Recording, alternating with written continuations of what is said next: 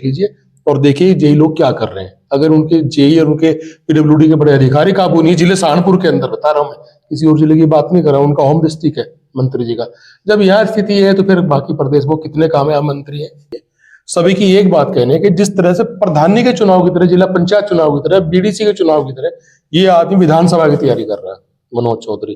तो और बैकग्राउंड बड़ी सॉलिड है, पॉलिटिकल बैकग्राउंड भी है और बिरादरी के हिसाब से भी बड़ी सॉलिड बैकग्राउंड लेके वो आदमी गया। तो मुझे नहीं लगता कि देवबंद क्षेत्र में कोई गुज्जर उसे वोट देने से इनकार करेगा। साथ में के लिए बहुत मेहनत करनी पड़ेगी, लगभग लोहे के चने ही चबाने पड़ेंगे। जय हिंद, मैं हूं परवेज पवार और आप देख रहे हैं एलकेबी हिंदुस्तान। पिछली वीडियो में आपने सहारनपुर सदर विधानसभा सीट के बारे में हमारी जो चर्चा थी वो आपने देखी। इस वीडियो में हम आपसे चर्चा करेंगे उत्तर प्रदेश की देवबंद विधानसभा सीट के बारे में। देवबंद विधानसभा 2027 के विधानसभा चुनाव में हॉट सीट होने वाली है। आपको बता दें कि इस सीट पर प्रदेश सरकार में मंत्री कुंवर विजय सिंह विधायक हैं। ऐसे में क्या कुंवर विजय सिंह जी जो हैं अपनी सीट को बरकरार रख पाएंगे या समाजवादी पार्टी इस किले को, भारतीय जनता पार्टी के इस किले को भेद पाएगी। आपको बता दें कि समाजवादी पार्टी से कई उम्मीदवार यहां पर चुनावी तैयारियों में जुटे हुए हैं, जिनमें पूर्व विधायक मनोज चौधरी जो बहुजन समाज पार्टी के टिकट पर देवबंद विधानसभा से विधायक रह चुके हैं। इसके अलावा पूर्व मंत्री राजेंद्र सिंह राणा के बेटे कार्तिक राणा और पूर्व विधायक माविया अली यहां से समाजवादी पार्टी के प्रबल दावेदारों में गिने जा रहे हैं। तो देवबंद विधानसभा सीट के सियासी समीकरणों को समझने का प्रयास करेंगे। लोकेश सल्लारपुरी जी हमारे साथ मौजूद हैं। सबसे पहले तो लोकेश जी आपका स्वागत है। बहुत बहुत धन्यवाद परवेज भाई, आपके दर्शकों को मेरा नमस्कार। देवबंद विधानसभा हॉट विधानसभा सीट है क्योंकि प्रदेश सरकार में जो वहां से विधायक है कुंवर विजय सिंह जी, वो प्रदेश सरकार में मंत्री हैं। तो मंत्री की सीट है। क्या मंत्री जी 2027 में अपनी सीट को बरकरार रख पाएंगे? क्या सपा पीडीए के सारे उस सीट को अपनी झोली में डाल पाएगी? क्योंकि बहुजन समाज पार्टी के असर को भी उस सीट पर नकारा नहीं जा सकता।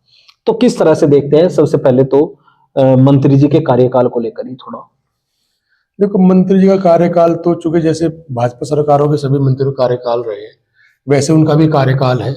अब वो कितने उनके रिजल्ट हैं क्या है तो चुनाव बताएगा। मैं इस बारे में फिलहाल नहीं कहना चाहता कुछ भी, चूंकि मेरी विधानसभा का मैटर भी नहीं है। अब वो चूंकि मंत्री है प्रदेश में, अब सड़कों का जो उनके भाजपा के विधायक हैं तो वो कुछ काम कहते तो कर भी रहे हैं।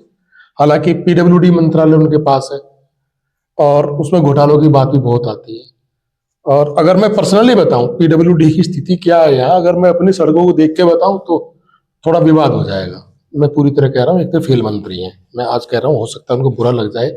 अगर यकीन नहीं आता मेरी बात का तो आप गंगों से लेकर नकुड़वास शेरपुर रोड देख लीजिए और देखिए जेई लोग क्या कर रहे हैं। अगर उनके जेई और उनके पीडब्ल्यूडी के बड़े अधिकारी काबू नहीं, जिले सहारनपुर के अंदर बता रहा हूँ मैं, किसी और जिले की बात नहीं कर रहा हूँ, उनका होम डिस्ट्रिक्ट है मंत्री जी का, जब यह स्थिति है तो फिर बाकी प्रदेश में कितने कामयाब मंत्री है आप देख सकते हैं। खैर ये तो अलग मुद्दा है।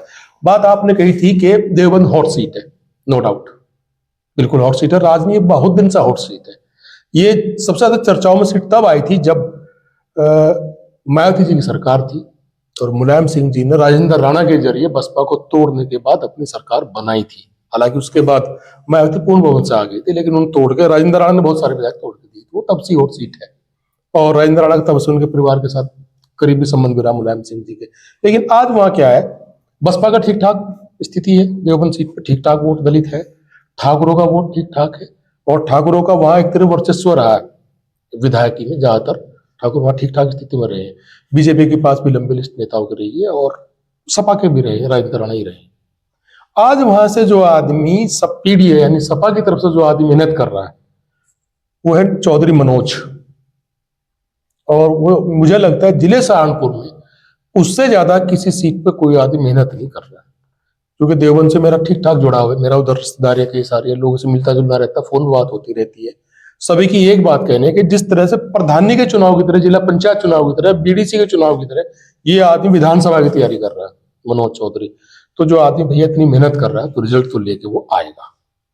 SIR के काम में सबसे पहले उसने अपने काम फार्मा में जमा कराए। वो कितनी, अब आप इमेजिन करो कि वो ग्राउंड पे किस लेवल पे काम कर रहा है।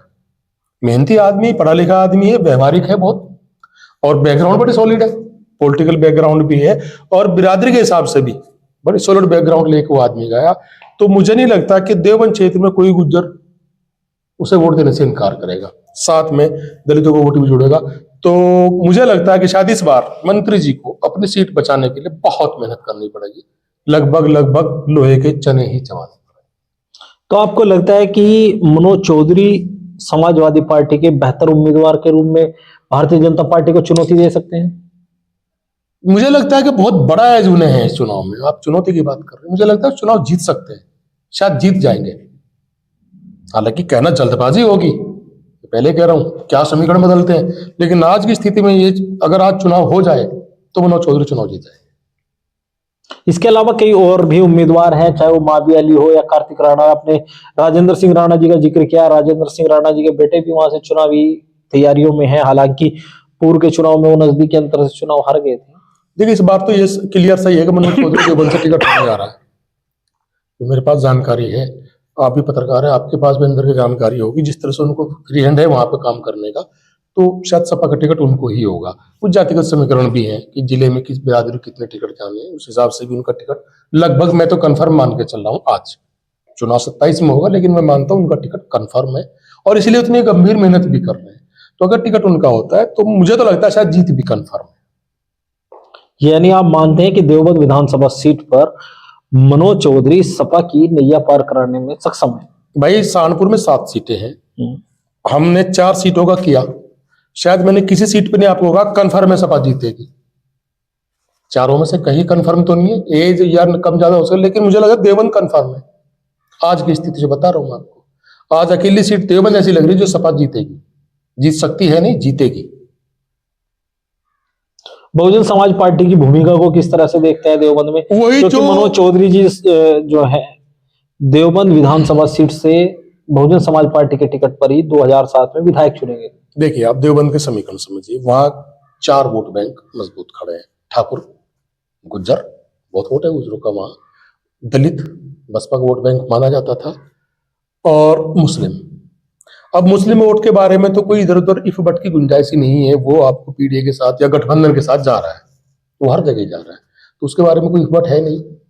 अब दूसरा आता दलित वोटर, दलित को लेकर मैं आपको पहले भी चर्चा हम कर चुके हैं कि प्रदेश में शायद दलित इस बार वही स्थिति आएगी कि जो पहले बीजेपी सपा से डर के बीजेपी की तरफ चला जाता था, अगर कहीं बसपा मजबूत नहीं है तो इस बार वो शायद उल्टा हो सकता है, वो इस बार सपा की तरफ जा सकता है। ये आपने लोकसभा चुनाव में देखा होगा यूपी में, वो जो संविधान बदलने वाली चीज जो दलितों को बहुत चुभती है, भले आज मायावती कमजोर हो मजबूत कैसे भी, लेकिन अम्बेडकर तो दिल में बैठा हुआ ना, दलित के दिमाग में अम्बेडकर तो है ना, कि उन्होंने में जो दिया है हिंदुस्तान में, तो वो चीज को भूल नहीं पा रहा है।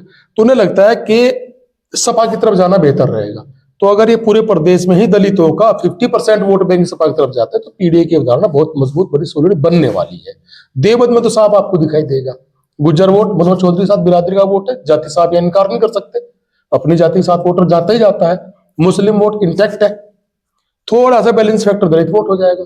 तो मैं इसलिए कह रहा हूं कंफर्म कि मनोज चौधरी जीत मुझे साफ नजर आती है। अभी पूर्व में राजकुमार भाटी जी समाजवादी पार्टी के राष्ट्रीय प्रवक्ता हैं, ऐतिहासिक गांव मिरकपुर में एक बड़ी पीडीए चौपाल लगाई गई थी जिसमें एक राशन और राजकुमार भाटी जी वहां पर पहुंचे थे। बड़ा कार्यक्रम था क्योंकि जनपद में शायद ही किसी का ऐसा पीडीए कार्यक्रम हुआ हो। तो मनोज चौधरी मेहनत भी थी, और चूंकि भाई गुजरों का तो मशहूर गांव मिरकपुर है, एक राशन भी वहां मौजूद थी, सब थे, तो उससे तो बड़ा एक मैसेज भी गया ना, उस पीडीए पंचायत से मैसेज गया इसका जबरदस्त कि यहाँ इंटैक्ट है गुज्जर इस बार मनोज के पीछे। इसलिए मैं कह रहा हूँ बड़ी मतलब मैं बहुत मजबूती के साथ इसलिए बार बार आपको कह रहा हूँ कि मुझे लगता है मनोज चौधरी साफ सीट निकाल रहे हैं। अगर मनोज चौधरी के बजाय किसी और का टिकट हो फिर? देखिए साहब क्यों मैं कर रहा हूँ मनोज चौधरी को, मनोज चौधरी जैसे मेहनत कर रहे हैं तो उन्होंने अपनी बिरादरी का और पहली बात अपनी बिरादरी का तो अपने ज्यादा कर सकते, तो बाकी तो पार्टी के हिसाब से वोटर है आपके पास, विचारधारा के हिसाब से आ रहा है, परिस्थिति के हिसाब से आ रहा है, कुछ उनका पर्सनल टचमेंट का भी होता है। लेकिन मोटे तौर पर जब आप किसी को टिकट देते हैं, हिंदुस्तान में कहते हैं जातिवादी कुछ नहीं, लेकिन हमेशा टिकट जाति के हिसाब से देते हैं, चाहे भाजपा हो चाहे कांग्रेस सपा कोई भी पार्टी हो, जाति के हिसाब से उनको टिकट दिया जा रहा है और वो पूरी जाति उनके पीछे लामबंद मुझे तो नजर आ रही है आज। अच्छा लोकेश जी, जब देवबंद का जिक्र हो और कुंवर ब्रजेश और मनोज चौधरी का जिक्र हो तो 2024 का लोकसभा चुनाव भी जरूर याद किया जाएगा। जी, क्यों याद किया जाएगा? आमतौर पर इस तरह की चीजों पर आपको पता, आप भी नहीं बोलते, मैं भी नहीं बोलता, तो इसे इसमें जिक्र से बचना चाह रहा था, लेकिन वो चीजें कोई भी बिरादरी भूलती नहीं है, तो वो चीज तो याद रहेगी वहाँ।